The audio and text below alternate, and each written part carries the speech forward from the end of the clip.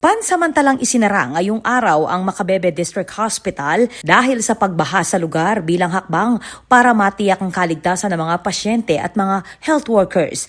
Pinangunahan ni Vice Governor Dennis Delta Pineda ang pagsasara ng ospital habang patuloy namang nagbibigay ng serbisyo ang mga medical personnel. Bilang alternatibo, agad na itinayo ang isang operations center o OPSEN sa multipurpose hall sa Barangay Batasan malapit sa Dike. Ayon kay Provincial Health Officer Dr. Dax Tidula, maaaring makapag-avail dito ng ambulatory services at minor operations ang mga nangangailangan ng agarang serbisyong medikal. Patuloy namang nakaantabay ang Kapitolyo upang matiyak na may access pa rin sa healthcare services ang mga Kapampangan habang patuloy ang pagbaha. Ako po, Patricia Mamangon para King News Force Pampanga. Balitang tutuking Balen, susuyo.